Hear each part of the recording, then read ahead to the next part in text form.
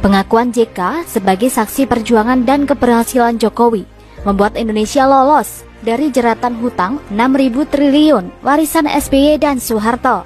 Jokowi menerima warisan hutang ribuan triliun rupiah.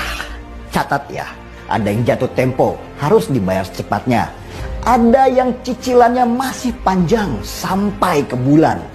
Yang ada di pikiran Jokowi waktu itu ketika menerima warisan hutang bukan seberapa besar hutangnya, tetapi bagaimana cara membayar hutangnya. Apakah pemerintah serius, Pak Jokowi?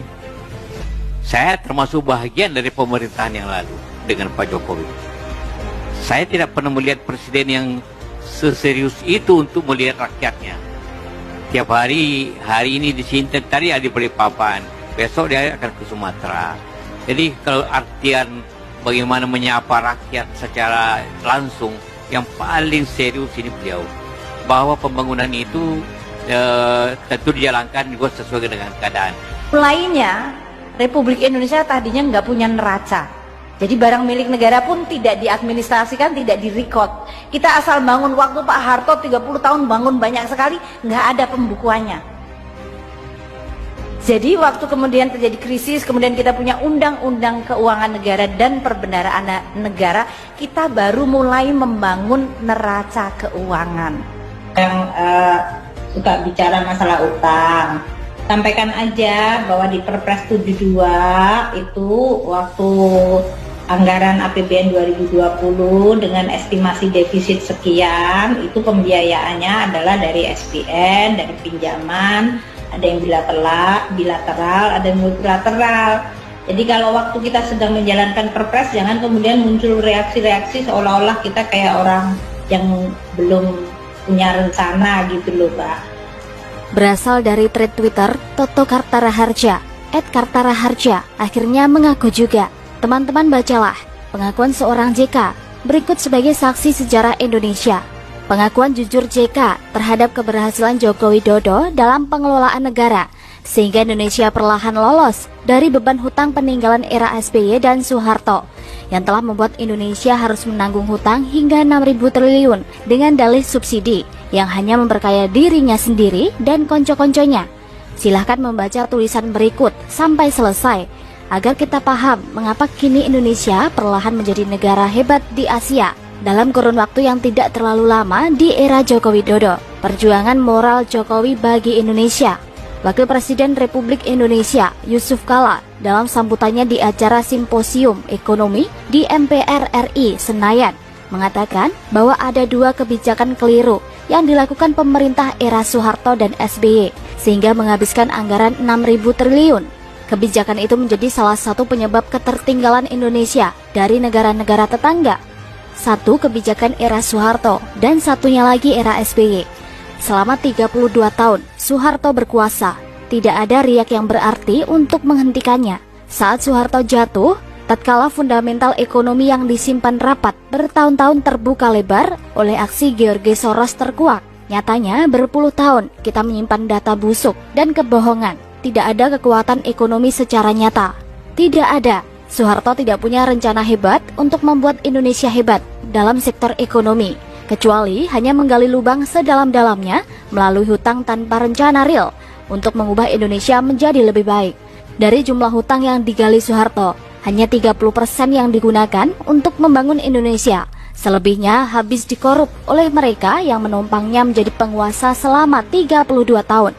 Akibat kebijakan yang diambilnya sebelum jatuh adalah menandatangani LOL oleh IMF sebagai blank cheque yang harus diselesaikan oleh rezim setelahnya.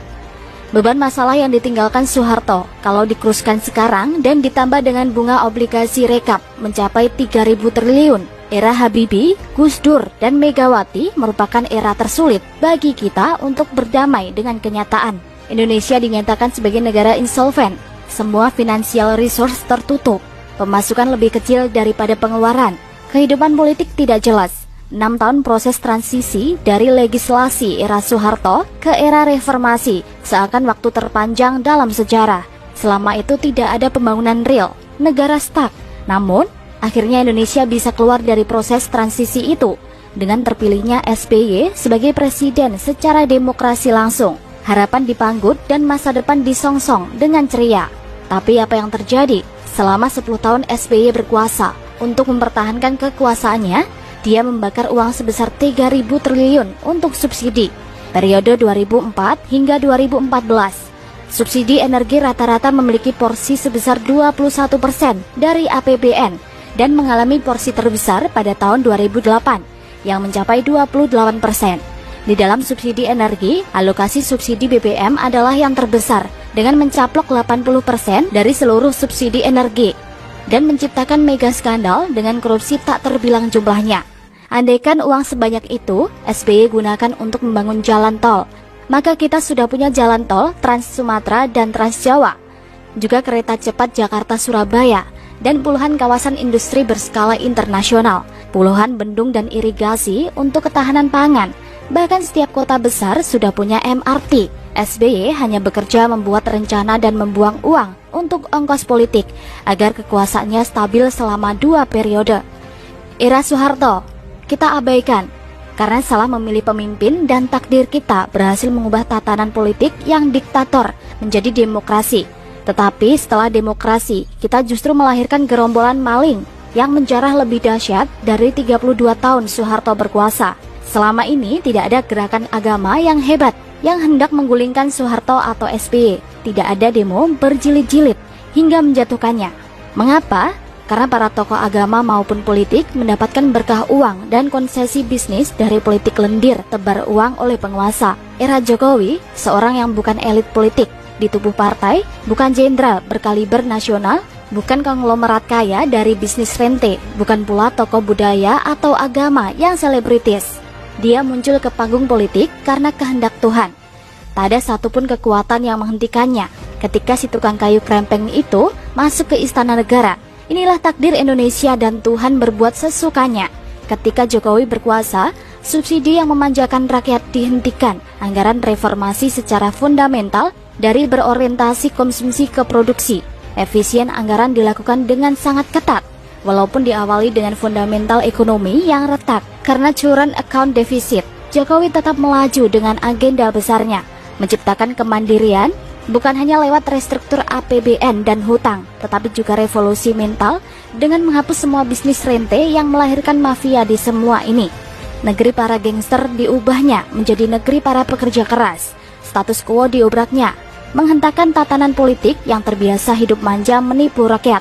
Apa hasilnya? Hanya 2 tahun berkuasa, semua ranting internasional berkaitan dengan indeks korupsi, pembangunan dan ekonomi membaik.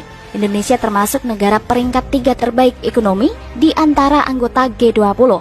Saya membayangkan Sob, setiap langkah Jokowi tidaklah mudah dan penuh resiko, karena semua elit politik yang kini ada adalah bagian dari kekuasaan Orde Baru yang pernah merampok Indonesia, meninggalkan beban kerugian sebesar 3.000 triliun, yang juga bagian dari kekuasaan era SBY yang membakar uang negara sebesar 3.000 triliun demi melenggangkan kekuasaannya.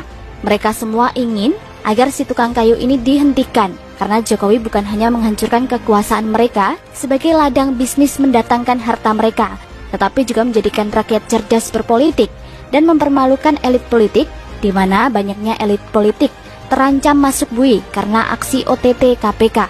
Pesta usai. Dulu, Ahok dijadikan pintu gerbang untuk menjatuhkan Jokowi dengan alasan menistakan agama. Dan dari keadaan ini, Jokowi berhasil keluar dengan selamat. Kini, Perpu pembubaran ormas radikal dijadikan alasan untuk menjatuhkannya karena dibilang anti-demokrasi dan anti-Islam. Padahal tidak ada dalam Perpu untuk menyebut Islam atau ormas tertentu. Namun oleh para gangster mafia diciptakan semua kegaduhan ini agar pesta kekuasaan kembali marak. Karena itu emosi agama kembali dibenturkan. Andaikan Perpu itu ditolak DPR, maka ketahuilah kita bahwa agenda menjatuhkan Jokowi memang datang dari segala penjuru mata angin. Apakah Jokowi akan jatuh? Tuhanlah yang berhak menentukan siapa yang pantas berkuasa, dan setiap orang yang berkuasa adalah cobaan bagi rakyat. Usia saya lebih dari 50 tahun. Saya adalah generasi gagal karena tak bisa berbuat banyak menghentikan Soeharto dan pemikat subsidi BBM era SBY yang membakar uang ribuan triliun. Apa yang saya lakukan sekarang adalah berusaha setiap hari berbuat kebaikan